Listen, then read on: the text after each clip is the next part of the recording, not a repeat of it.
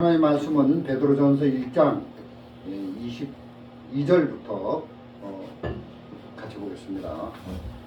제가 가진 성경은 신약성경 379페이지입니다.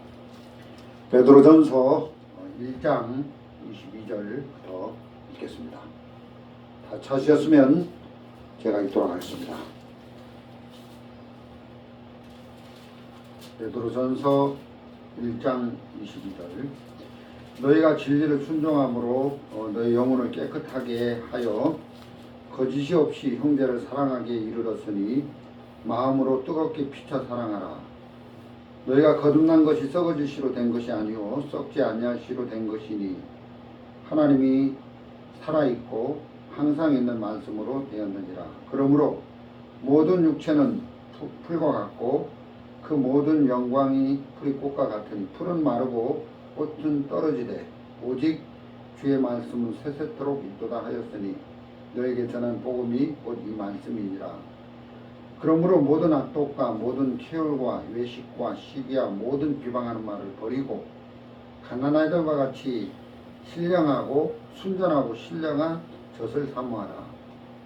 이는 이로 말미암아 너희로 구원에 이르도록 자라게 하려 함이라. 너희가 주의 인자하심을 맛보았으면 그리하라. 여기까지 읽어드렸습니다.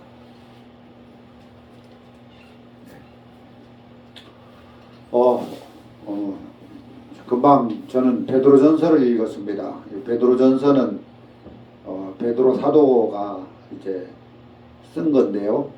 베드로 사도가 베드로가 기록을 한 베드로전서죠. 이 바로 앞에 보면 1장 3절에 이런 말씀이 있습니다. 같이 한번 보겠습니다. 찬송하리로다. 우리 주 예수 그리스도의 아버지 하나님이 그 많으신 긍휼대로 예수 그리스도의 죽은 자 가운데서 부활하심으로 말미암아 우리를 거듭나게 하사 산 소망이 있게 하시며. 이 베드로전서를 기록한 이 베드로에 대해서 조금 우리가 생각해 보는 시간을 가지면 참 좋겠습니다. 복음서에서 이제 나타난 이 베드로의 모습을 쭉 우리가 좀 생각해 보는 그런 시간이 됐으면 합니다.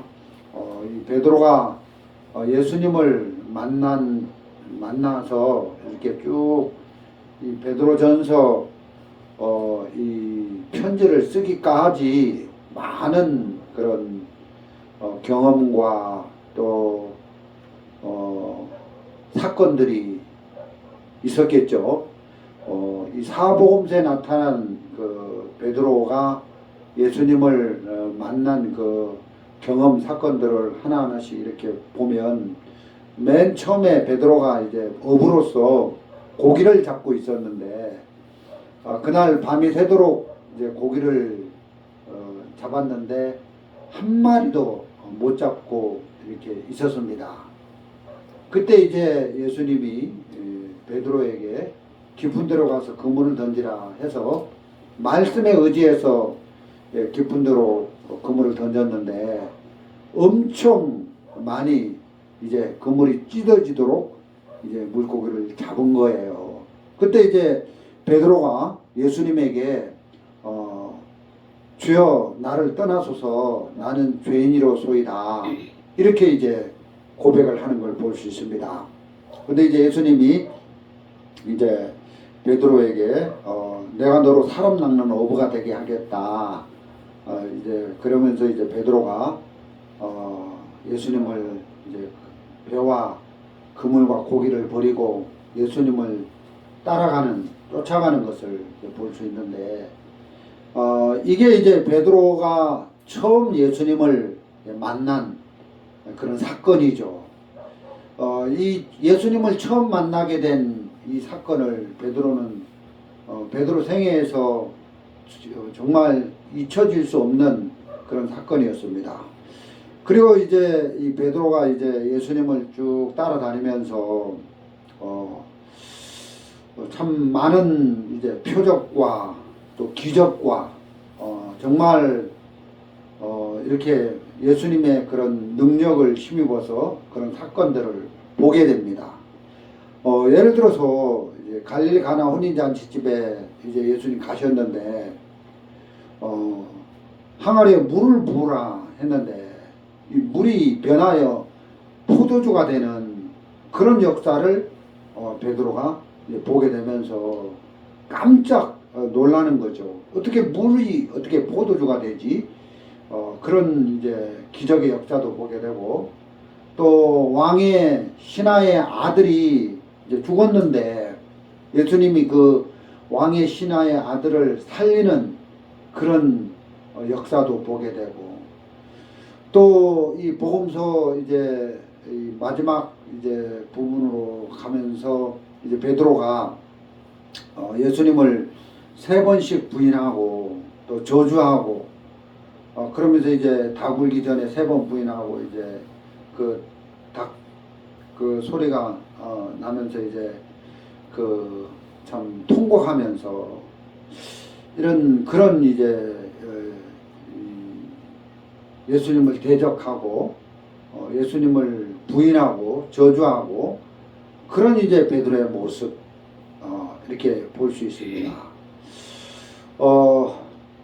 그런데 이제 베드로가 베드로전서 1장 3절에서 찬송하리로다 우리 주 예수 그리스도의 아버지 하나님이 그 많으신 긍휼로 예수 그리스도의 죽은 자 가운데서 부활하심으로 말미암아 우리를 거듭나게 하사 산 소망이 있게 하시며, 이 베드로전서를 기록하면서 베드로 사도가 여기서 무엇을 지금 열거하고 있냐면은 예수님이 십자가에 죽으셔서 3일 만에 부활하셨다. 예수님이 다시 부활하신 것을 이야기하고 있다는 거죠. 예수님 다시 사셨다. 이게 이제 베드로의 마음에는 가장 큰 어떤 사건이라고 할 수가 있겠죠.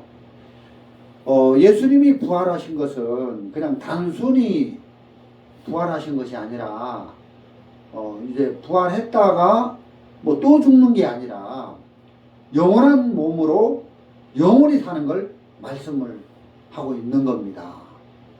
그래서 이제 베드로가 많은 사건을 경험했지만 예수님이 십자가에 죽었을 뿐만 아니라 다시 부활하셨다. 그래서 부활하신 몸으로 우리와 40일 동안 같이 사셨다.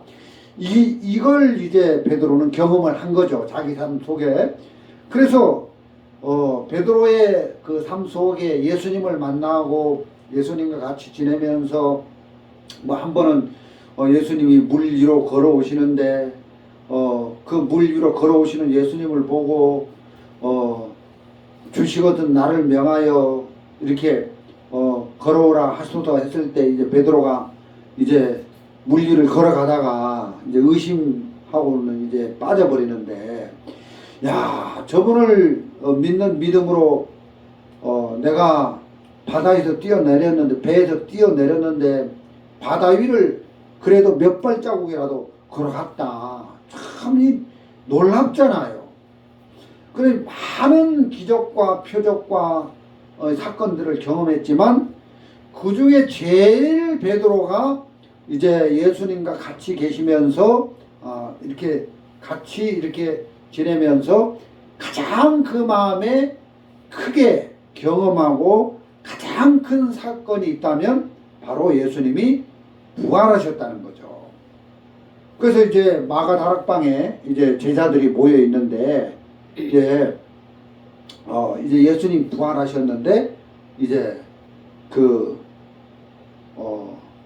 예수님 부활 승천하시고 이제 10일 있다가 성령을 보내주셨는데, 예수님이 부활했을 뿐만 아니라 예수님이 안에 계시던 성령을 그 제자들에게도 넣어주셨다. 그래서 이제 이 베드로전서 1장 3절에 보면 찬송하리로다 우리 주 예수 그리스도의 아버지 하나님이 그 많으신 긍휼대로 예수 그리스도의 죽은 자 가운데서 부활하심으로 말미암아 예수님이 부활했을 뿐만 아니라 그것이 베드로 사도하고 무슨 관계가 있냐? 구원받은 우리하고 무슨 관계가 있냐? 예수님 부활하심으로 말미암아 우리를 거듭나게 하셨다는 것입니다. 그래서 산 소망이 있게 하시며 예수님 부활하셔서 40일 동안 제자들과 같이 썩지 아니한 몸으로 이 정말 그 어떤 영원한 몸, 신령한 몸으로 나타나셔서 분명히 이제 그 제자들이 모인 그곳에 문이 닫혀 있었는데 예수님이 그 안에 들어오신 거예요. 문으로 들어온 게 아니죠. 이 부활하신 몸은 신비로운 몸이라는 거죠. 그리고 이제 엠마오로 내려가는 두 제자를 만나가지고 이제 이야기를 하시다가 금방 제자들하고 만나서 이제 이야기를 하셨는데 또 금방 또 어디론가 사라지고 장소와 시간을 공간을 초월하면서 이런 신비한 몸으로 신령한 몸으로 부활을 하셨다는 것입니다. 그것을 베드로는 이제 목격을 한 거지요. 그래서 베드로 생애에서 가장 예수님과 이렇게 지내면서 큰 사건, 베드로가 가장 큰 경험을 한 게 있다면 예수님이 다시 살아나셨다. 영원히 썩지 아니할 몸으로 다시 살아났다. 그래서 예수님만 부활하신 것이 아니라 예수님 부활하셔서 이제 부활하심으로 말미암아 우리를 거듭나게 했다. 성령으로 거듭나게 했다는 겁니다. 그래서 예수님이 40일 동안 제자들과 같이 계시면서 이렇게 이제 아버지께로부터 성령이 이제 너희들에게 임할 건데 내가 올라가면 성령이 임할 건데 이제 그런 말씀을 하셨고 그 이제 제자들은 그 예수님과 부활하신 예수님과 같이 있으면서 이스라엘이 회복하심이 이때니까 하면서 제자들의 관심은 어떤 육신적인 것에 로마의 어떤 식민지로부터 벗어나서 이제 자기 나라들이 번영하고 이런 쪽에 마음이 가 있었는데 이제 그 예수님께서 뭐라고 하십니까? 그 이스라엘의 회복은 너희 알 바 아니요 아버지께서 아버지의 권한에 두셨다. 그래서 이제 아버지의 권한이기 때문에 너희들이 신경 쓰지 마라. 그러면서 오직 성령이 너희에게 임하시면 너희가 권능을 받고 예루살렘과 유다 사마리아 땅 끝까지 이르러 내 증인이 될 것이다. 그래서 예수님 안에 계시던 성령이 이제 예수님 부활하시고 40일 있다가 승천하시고 승천하셔서 이제 10일 후 50일 만에 이제 오순절날 이제 제자들에게 성령이 내려왔는데 그 성령을 받고 나서 이제 베드로가 이제 안전뱅이도 일으키고 또 고넬료 집에 가서 복음도 전하고 이런 걸 볼 수가 있더라는 거죠. 그래서 이제 예수님만 부활하신 게 아니라 우리도 거듭났다. 우리도 거듭나서 이제 거듭나게 하사 산 소망이 있게 하시며 이렇게 우리와 연결되어서 예수님도 부활하시고 우리도 부활했다. 우리도 부활의 소망을 가지게 되었다. 이렇게 성령으로 말미암아 거듭났다. 이렇게 말씀을 하고 있다는 것입니다. 그래서 이제 2절에 보면 너희가 진리를 순종함으로 너희 영혼을 깨끗하게 하여 거짓이 없이 형제를 사랑하게 이르렀으니 마음으로 뜨겁게 피차 사랑하라. 거짓이 없이 형제를 사랑하게 이르렀으니 너희가 진리를 순종함으로 복음이죠. 복음의 말씀을 순종함으로 너희 영혼을 깨끗하게 하여 정말 이 복음이 우리를 이제 우리 영혼을 그 예수의 보혈이 우리를 깨끗하게 씻어줬다는 이 복음을 믿음으로 우리가 의롭게 깨끗하게 우리 마음을 씻었다. 그래서 이제 거짓이 없이 형제를 사랑하기에 이르렀으니. 여러분, 형제를 사랑하는데 그러면 거짓되게 사랑하는 경우도 있다는 거죠. 근데 여기서는 거짓이 없이 외식적이 아닌, 정말 형식적이 아닌 마음에서 우러나서 형제를 사랑하기에 이르렀으니 마음으로 뜨겁게 피차 사랑하라 했는데, 여러분 여기 이제 이 피차 사랑하라 하니까 꼭 어떤 명령 같잖아요. 그게 아니라 거듭났으니까 거듭난 사람의 속성 속에는 이제 하나님을 사랑하고 형제를 사랑하고 복음을 전하고 이런 속성들이 들어있다는 거죠. 거듭난 사람 속에는. 그래서 이 사랑하기에 이르렀으니, 그래서 이제 자연스럽게 사랑하라, 어떤 명령에 의해서 사랑하는 게 아니라 거듭난 사람의 속성 속에는 사랑할 수밖에 없는 이런 성품이 들어있어서 자연스럽게 사랑하게 된다는 겁니다. 여러분, 그 거듭났다는 말은 이렇게 말할 수 있겠죠. 예, 다시 태어났다, 태어났다, 새롭게 태어났다, 이런 뜻이죠. 영어로 born again, 다시 새롭게 태어났다. 여러분, 변화가 아닙니다. 거듭남은 우리가 우리를 이렇게 변화시켜서 우리를 고쳐서가 아니라 새롭게 태어나는 겁니다. 다시 태어나는 겁니다. 이 거듭남이라는 것은. 여러분, 그러면 우리가 이제 그 전에는 전에는 우리가 아담의 후손으로 죄의 몸으로 태어났다는 거죠. 그래서 거듭나기 전에는 아담의 후손으로 마귀에게 속해서 죄를 짓는 몸으로 태어났기 때문에 이 몸은 죄를 자연스럽게 짓고 죄를 짓는 이런 몸이라는 거죠. 그래서 죄를 짓는 걸 좋아하고 죄를 짓는 것을 또 이렇게 자연스럽게 이제 죄를 짓고, 그래서 이 몸은 하나님을 사랑할 수 없고 또 형제를 사랑할 수 없고 이런 어떤 하나님을 대적하고 거스리고 죄에 팔려가는 이 몸인데, 이 거듭났다는 것은 무엇을 말하는 거냐? 우리 옛 사람, 우리 옛 이 몸이 완전히 이제 끝나는 거죠. 즉 이제 십자가에 죽고 없어지고 변화가 아닙니다. 이거 고칠 수 없습니다. 우리 이 옛 몸은. 그래서 우리 옛 사람을 십자가에 완전히 죽이고 이제 새 생명 가운데 새 사람으로 새로운 피조물로 거듭나는 겁니다. 그래서 새로운 피조물로 거듭난 사람 속에는 그 DNA가 들어있다는 거죠. 성령의 DNA가 들어있다는 거죠. 하나님의 성품이 들어있다는 거죠. 그래서 이제 새 생명 가운데 새롭게 태어난 사람 속에는 이렇게 DNA가 들어있어요.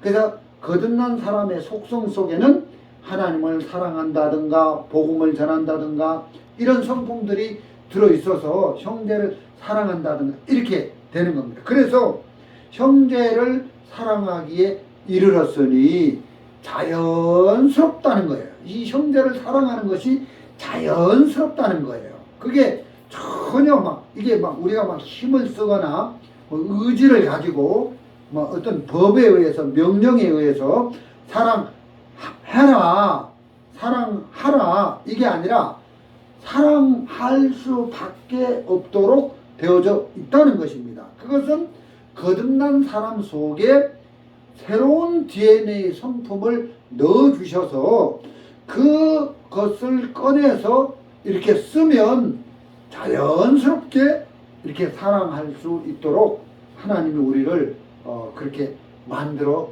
놓으셨다는 것입니다.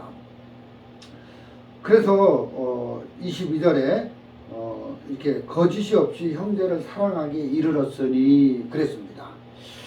여러분 이 지금은 제가 우리 가족교회에서 제 아들을 사랑하고 제 아내를 사랑하고 제 딸들을 사랑하는 거는 그거는 평상시에 아무 문제가 없을 때 이렇게 하는 거는 쉽겠죠. 그거는 자연스럽고 그런 사랑하는데 무슨 걸림돌이 되거나 걸거침이 되는 일은 없겠죠. 그런데 지금 이 베드로전서가 기록될 당시에 이 초대교회 때는 지금 어떤 때냐면은 이제 사도 바울이 그 소아시아에 가서 그 이방인들에게 복음을 전했는데 그 이방인들에게 복음을 전하기 위해서 회당에서 복음을 전했다는 거죠. 그 유대인의 회당, 그 회당에는 유대인도 있고 헬라인도 있고 유대인하고 헬라인하고 섞여 있는 거죠. 그래서 이제 바울이 복음을 전해서 이제 유대인들도 구원을 받고 헬라인도 구원을 받는 거예요.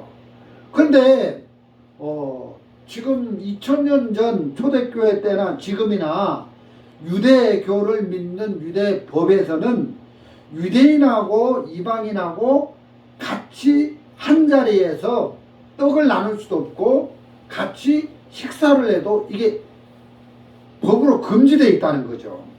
근데 이제 유대인도 구원을 받고 이방인도 구원을 받는데, 그래서 이제 같이 이제 떡을 떼고 같이 이제 동고동락을 하면서 한 몸이 되는 거죠. 그래서 이제 같이 떡을 뗄 수 있는 이런 사회가 됐는데, 이게 유대인으로서는 진짜 이게 쉬운 일이 아니라는 거죠. 그뿐만 아니라 그 성경에 보면은 그 사도행전 12장입니까? 거기 보면은 헤롯의 젖동생이 구원을 받아가지고 안디옥 교회에 이제 그 구원받은 지체로 있었는데, 헤롯의 젖동생 그러니까 막 왕족이죠, 왕족. 그러니까 이제 이복 형제 같이 이제 젖 먹고 자란 그런 이복 동생, 그런 이제 왕족도 있었고, 또 빌레몬서에 보면 오네시모로라는 이제 종이 있었는데 감옥에서 바울을 만나가지고 구원을 받잖아요. 그러니까 어떤 이방인 교회에 보면은 왕족의 사람도 구원을 받고 권세가 있는, 그리고 이제 머슴 노예 종들도 구원을 받고 했는데, 이게 신분, 그때 그 2000년 전에는 어떤 노예와 어떤 이런 제도가 있었기 때문에 사람의 어떤 그 신분의 격차가 굉장히 이제 높았다는 거죠. 그 차이가 많이 났는데, 근데 이제 서로 교회 안에서 이렇게 사랑하면서 이제 지낸다는 게 이게 쉽지 않죠. 종과 어떤 권세 있는 사람과 같은 레벨에서 이제 떡을 떼면서 이제 우리는 한 몸이다 하면서 이제 형제 사랑하기에 이르렀으니 했는데, 이게 사람으로서는 이게 불가능한 일인데, 거듭난 이후에 하나님이 거듭난 사람 속에 형제를 사랑하고 하나님을 사랑하고 복음을 사랑하고 이런 마음을 넣어주셔서 이게 자연스럽게 되어진 일들이라는 거죠. 그래서 이런 일들이 어렵지 않다 이런 마음이 들어지는 겁니다. 뿐만 아니라 또 이제 2장 1절에 보면은 그러므로 모든 악독과 모든 쾌울과 외식과 시기와 모든 비방하는 말을 버리고 했는데, 이제 그 2장 1절에 그러니까 이거는 새 생품, 이제 거듭난 새 생명 가운데 나오는 그 성령의 DNA는 아니죠. 이거는 옛 사람으로 있을 때, 아담의 후손으로 있을 때, 이제 거기서 이제 죄의 성품 안에서 죄의 DNA가 나왔을 때 이렇게 되는데, 근데 이제 우리가 이제 새 생명으로 새로운 피조물로 거듭난 사람은 그 예전에 옛 성품에 있을 때, 옛 사람에 있을 때, 아담의 후손으로 있을 때 마귀에게 속해서 죄를 짓는 이런 것들을 자연적으로 버리게 된다는 겁니다. 비방하는 말을 버리고 했는데 이게 막 명령해서 막 이런 마음들을 버려야지가 아니라 막 죄짓지 말아야지, 막 쾌울, 외식, 시기, 비방, 거짓 이런 거 하지 말아야지가 아니라 거듭났다 하면 이게 자연적으로 이제 버릴 수밖에 없는 이런 속성이 우리 속에 들어있다. 예를 들어서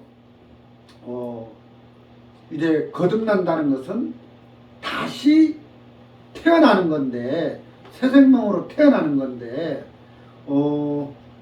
어린아이가 이렇게 어린아이로 있다가 어른이 됐습니다.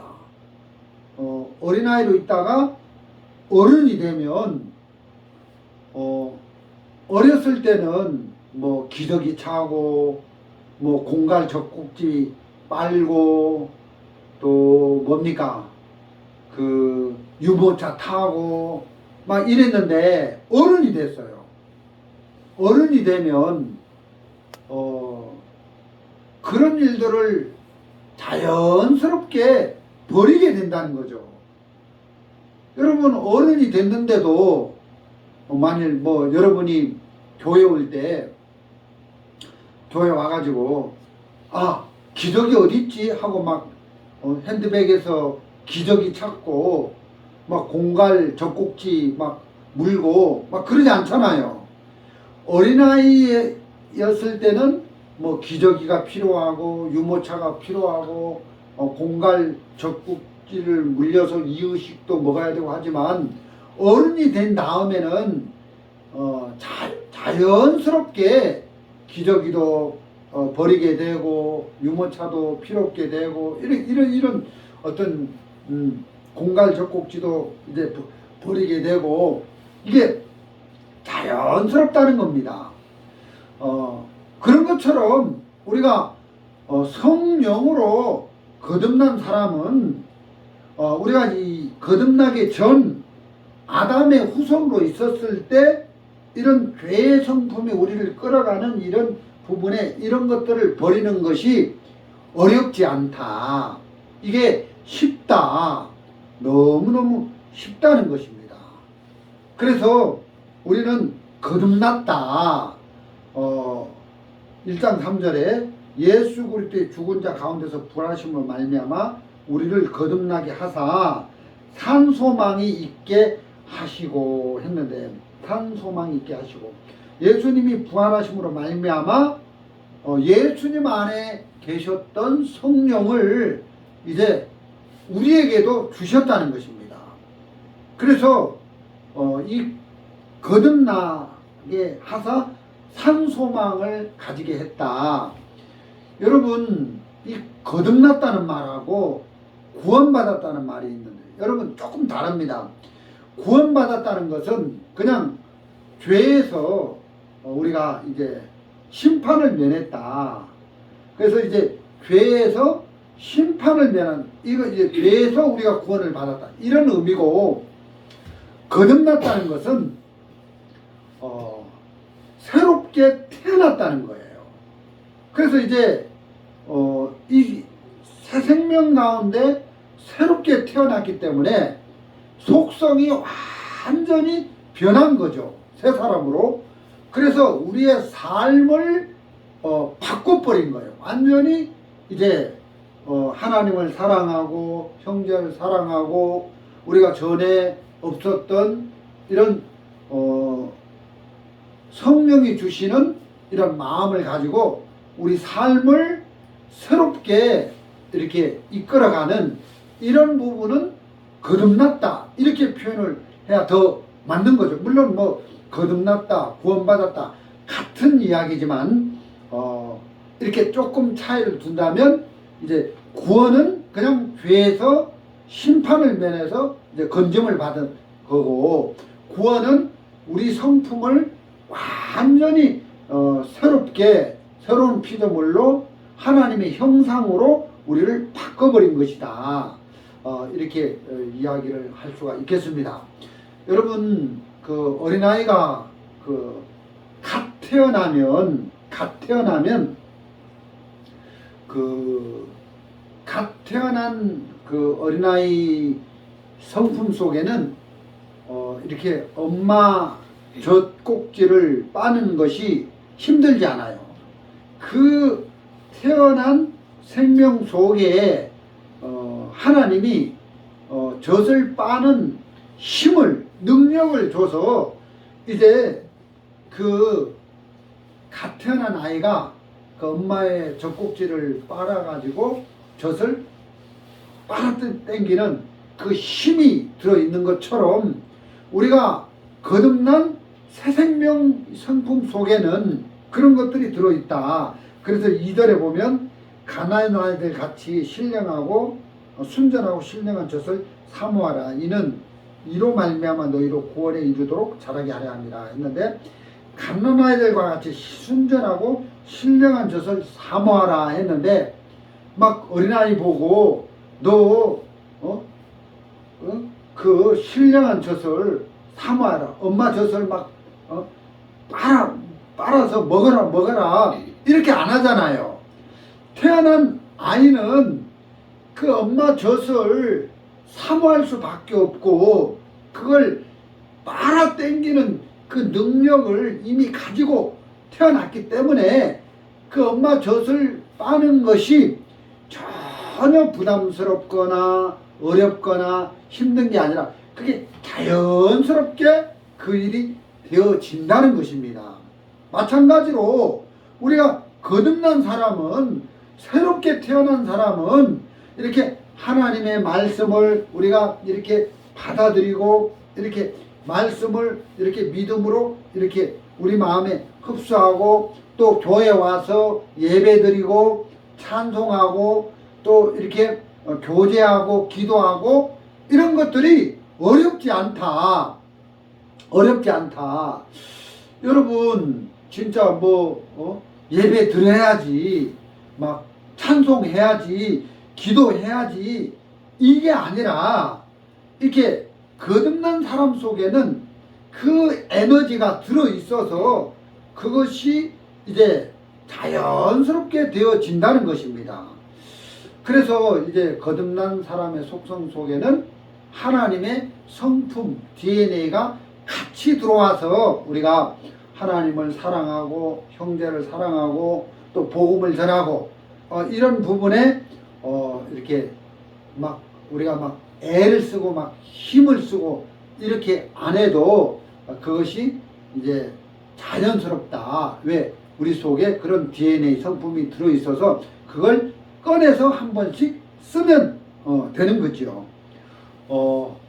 오늘 그 교회 오기 전에 제 아내하고 우리가 염소 집 뒤에서 이렇게 그 칸막이 공사를 하고 있는데, 그 계곡 옆에 보니까 물이 계속 흐르더라고요. 그 위에는 물이 없는데, 그래서 이제 거기를 막 엄마가 막 이렇게 탑으로 막 하고 있길래 뭐해 해가지고 제가 좀 도와준다고 도와줬는데, 막 파다 보니까 그 땅 속에 이렇게 세 군데서 물이 퐁퐁퐁퐁 나오는 거예요. 원래 이제 땅 위로 나오는 물은 빗물이라 그 낙엽 썩은 것도 막 같이 나오고 하기 때문에 식수로 쓸 수가 없는데, 그것은 산 속의 숨골에서 물골에서 나오는 아주 약수 물인데, 그 물은 진짜 좋은 물이거든요. 근데 이제 물이 막 팡팡팡팡 나오더라고요. 이야, 참 좋다. 지하수 안 파길 잘했다. 1,000만 원 줘가지고 지하수 팠으면 어쩔 뻔했나. 거기다가 이제 세면으로 해가지고 비닐로 장판 이렇게 깔아가지고 탁 공물이 치면 거기 물 가둬둬가지고 그걸 이제 수도하고 연결시키면 진짜 막 우리 약솜을 마음대로 먹을 수 있겠다 이 마음이 들더라고요. 여러분 제가 왜 이 얘기를 하냐면은 거기에 물이 전에부터 나왔어요. 계속 나왔는데 이건 빗물이야, 그냥 땅 위로 흘러가는 물이야 하고 몰랐다는 거죠. 근데 이제 전에는 몰랐는데 오늘 이제 알게 된 거죠. 전혀 우리 산에는 이렇게 그 샘물이 안 나와 이렇게 생각을 했는데 오늘이야 이제 몰랐던 것을 알게 된 거예요. 마찬가지로 성경에서는 우리가 거듭났다.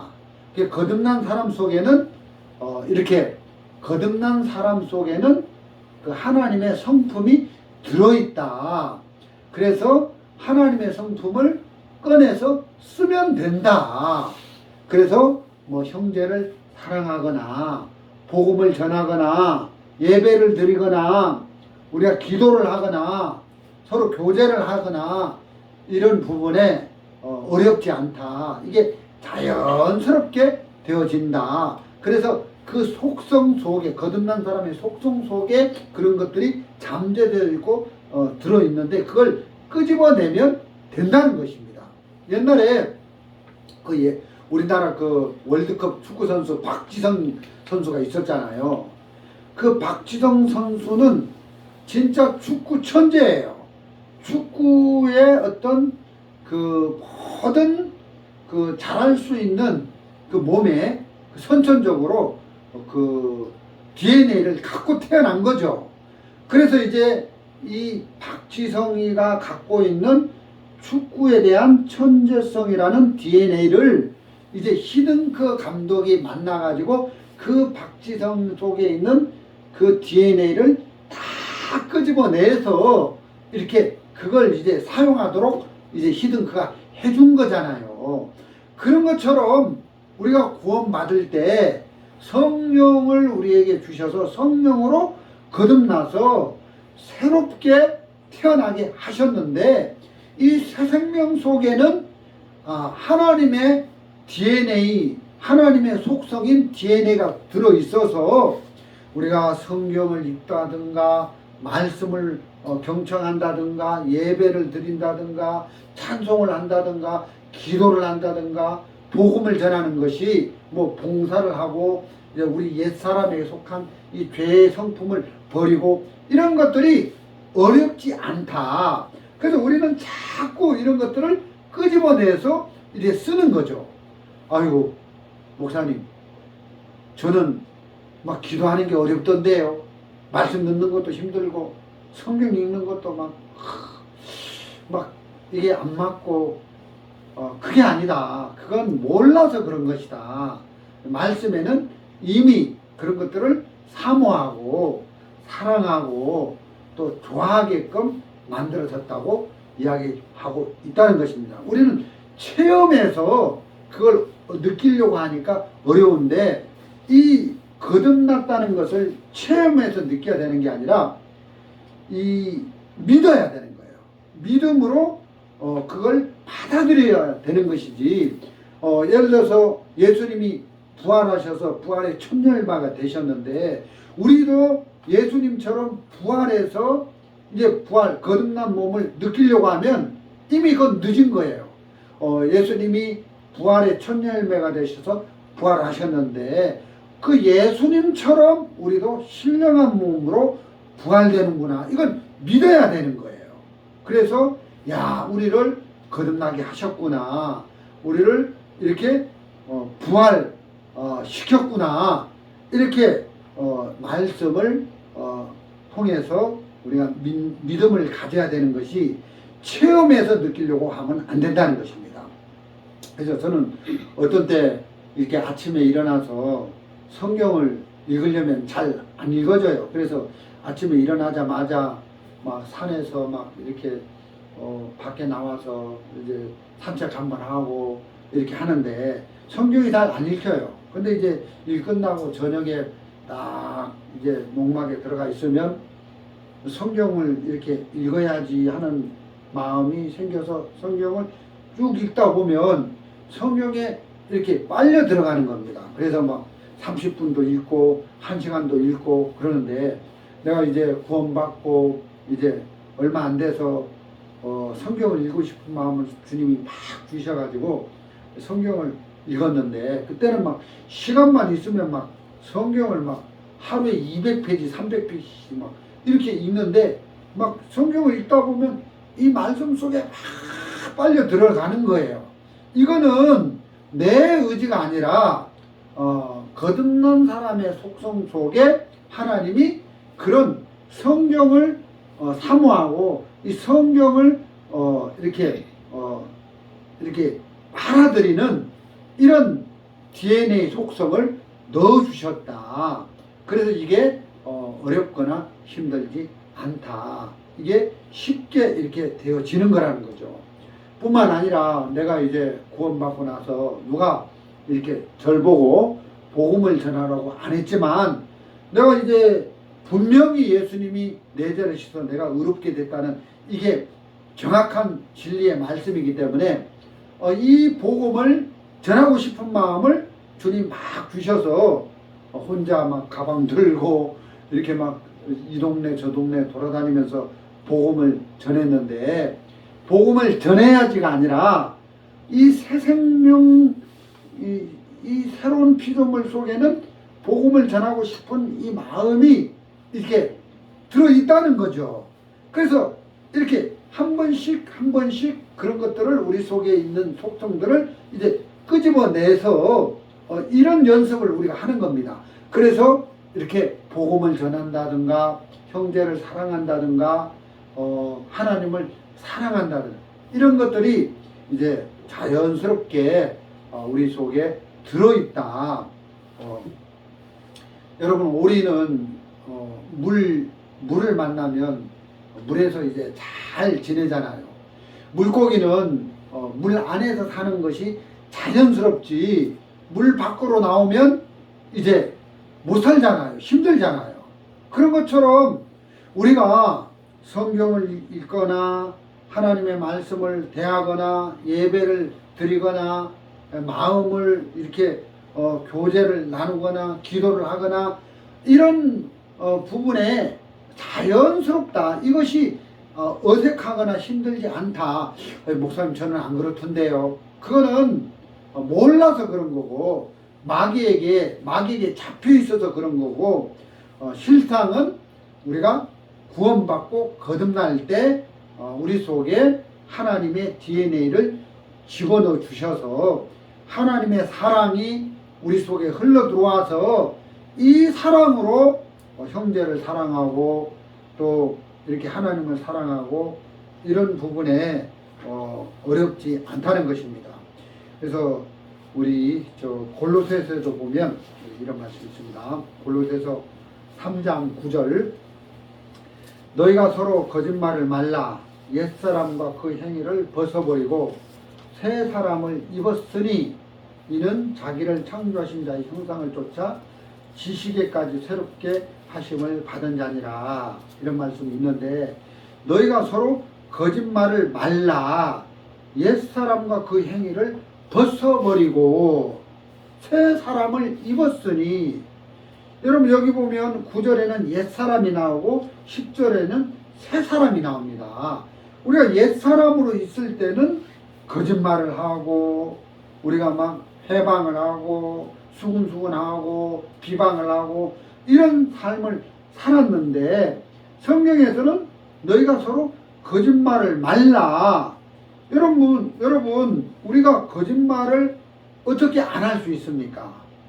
여러분 우리가 거짓말을 안 하려면 옛사람과 그 행위를 벗어버려야 된다는 거죠.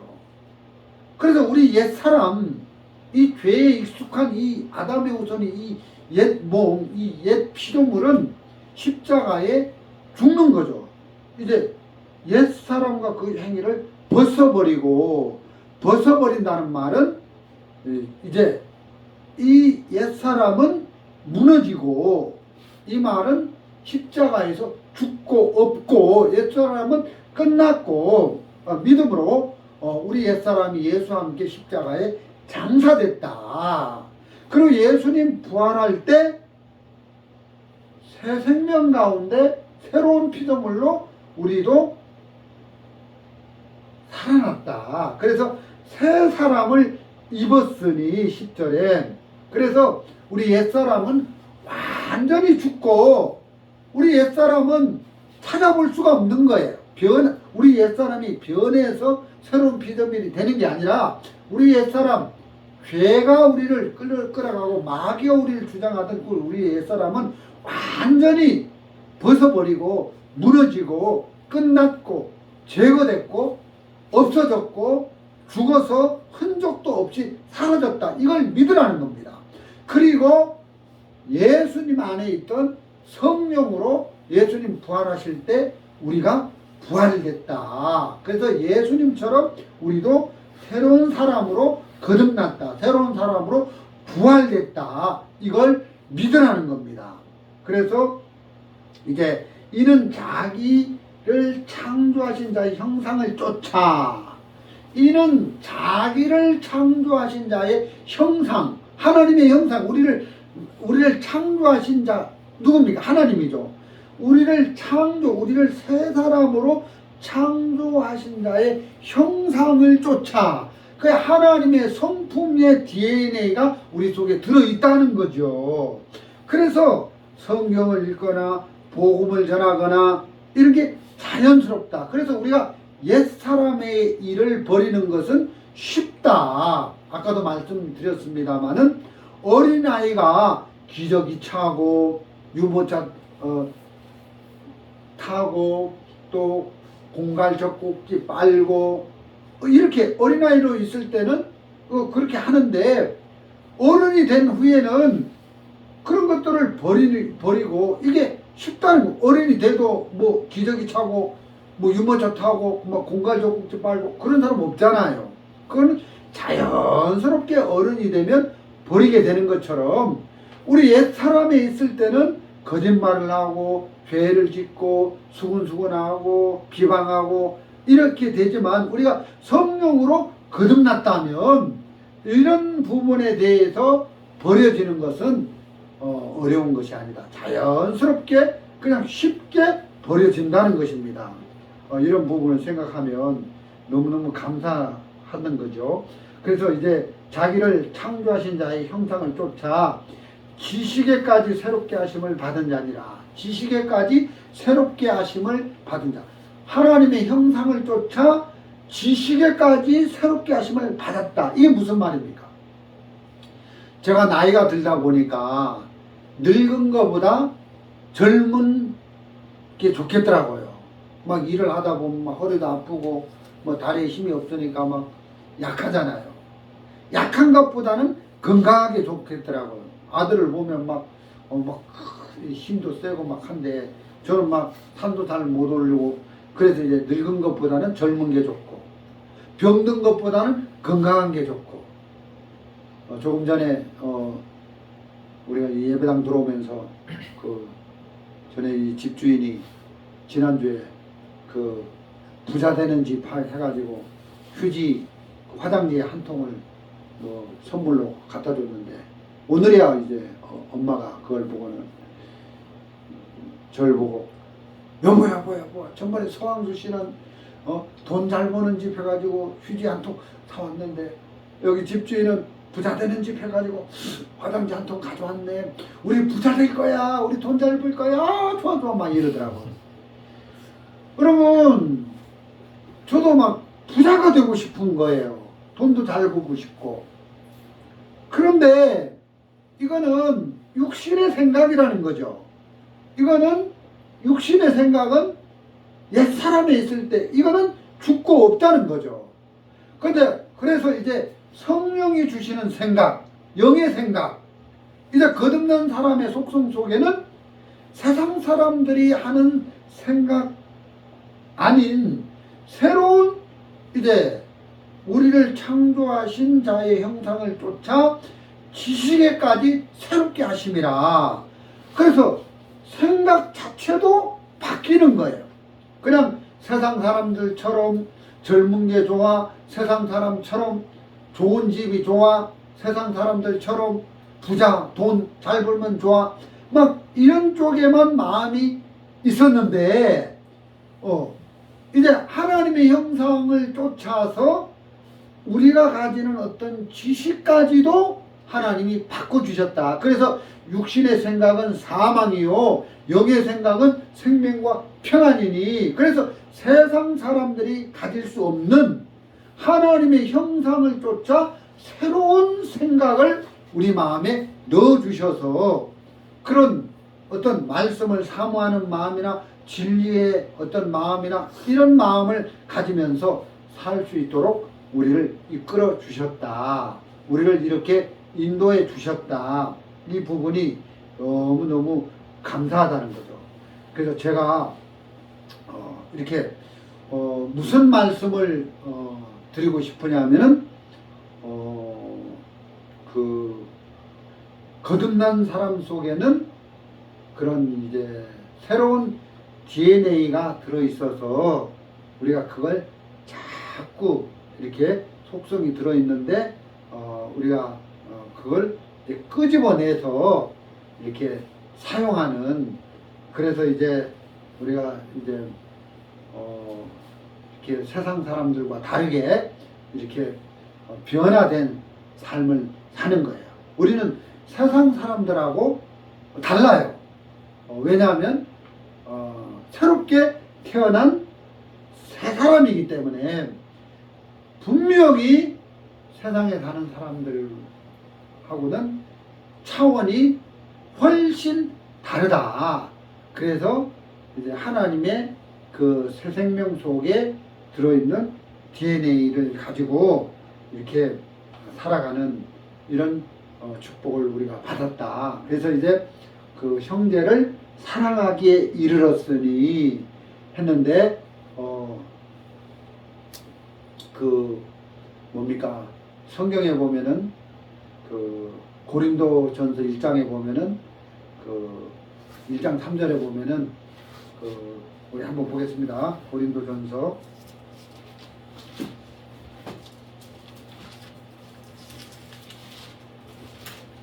2장 2절 고린도에 있는 하나님의 교회 곧 그리스도 예수 안에서 거룩하여지고 성도라 부르심을 입은 자.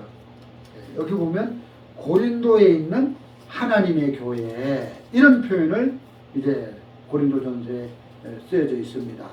교회를 말하면서 하나님의 교회, 고린도에 있는 하나님의 교회, 또 갈라디아에서 보면 이제 바울이 간증하면서 내가 전에 하나님의 교회를 심히 핍박하여 이런 말이 있고, 또 고린도전서 12장입니까? 거기 보면 이제 그 성찬식 때 그 먼저 온 자들이 막 먹고 하면서 이제 그 시장하에 먼저 먹고 나중에 온 사람들은 또 먹지도 못하고 그러면서 이제 할 때 이제 바울이 하나님의 교회를 업신여겨 이제 당을 지어 분파하면서 이제 하나님의 교회를 업신여겨 하는 말이 있습니다.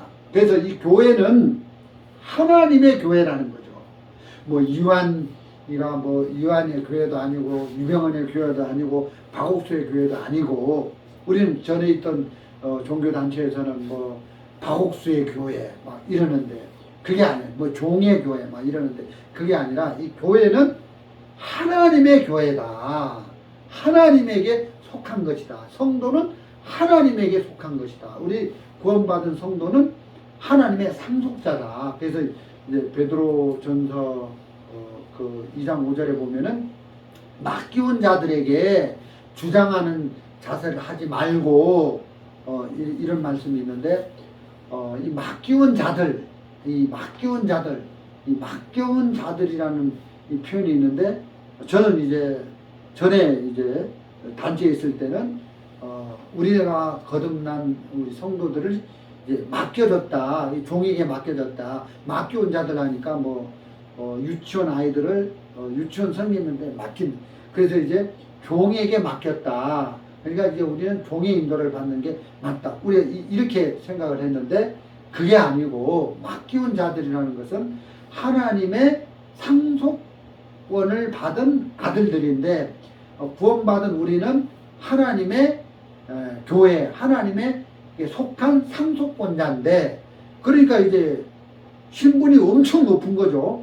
그러니까 함부로 할 수 없는 예를 들어서 우리나라 큰 그룹의 아들이다. 그러면 그 그룹 큰 5대 그룹의 아들이면 그 그룹의 모든 재산을 상속할 수 있는 권한이 있잖아요. 상속권자니까 우리 함부로 할 수 없잖아요.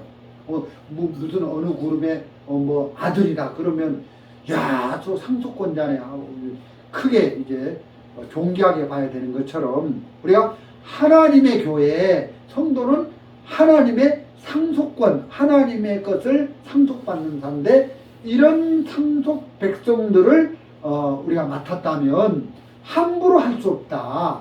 그래서 이제 너도 하나님의 상속권을 가진 자녀고 나도 하나님의 상속권을 가진 자녀니까 우리가 서로 존귀하게 여기고 사랑하는 건 당연하다. 뿐만 아니라 1만 달란트 탕감받은 그런 잔데, 형제는 주님으로부터 1만 달란트의 빚을 탕감받았는데, 이렇게 주님이 우리를 인자로 여기셔서 우리를 긍휼히 여기시고 우리에게 자비를 베푸셔 우리를 불쌍히 여기셔서 우리의 1만 달란트나 되는 죄의 빚을 탕감해 줬는데, 이런 주의 사랑을 받은 자들인데 우리가 사랑하는 것은 당연하다. 우리가 서로 한 몸이 되어서 같이 떡을 떼가지고 같이 사랑하는 것은 당연하다. 이렇게 우리가 이야기를 할 수가 있겠습니다. 지금도 이제 유대 나라 가보면, 이스라엘 나라 가보면 그 유대인들이 그 모자 딱 쓰고 이제 통곡의 벽에서 이렇게 있는데, 딱 보니까 그 유대인들이죠. 근데 이제 그 유대인들은 지금도 이방인들하고 같이 사진도 안 찍고 같이 이제 음식도 안 먹고, 이 사람들 진짜 교만해요. 진짜 교만한데, 여러분 생각해 보세요. 유대인이 구원을 받고 이방인들과 같이 떡을 떼면서 이렇게 동고동락을 같이 한다. 어떤 운명을 같이 한다. 이거 있을 수 없는 일인데, 그것은 유대인이나 이방인의 마음으로 되는 게 아니라 거듭난 사람 속에 이제 형제를 사랑할 수 있는 그런 DNA, 하나님의 성품이 들어있기 때문에 그게 자연스럽게 그렇게 할 수 있다. 그래서 여러분들이 거듭난 사람으로서 하나님이 저와 여러분들 마음속에 이런 속성, 거듭난 사람의 속성 속에 이런 DNA를 넣어줬다는 것을 생각하면서 그걸 잊지 마시고, 그래서 우리 삶 속에서 그런 성품들을, 그런 속성들을 하나씩 끄집어내서 우리가 신령한 거듭난 사람답게 이렇게 사는 저와 여러분이 되시면 좋겠습니다. 오늘 말씀은 여기까지 전해드리도록 하겠습니다.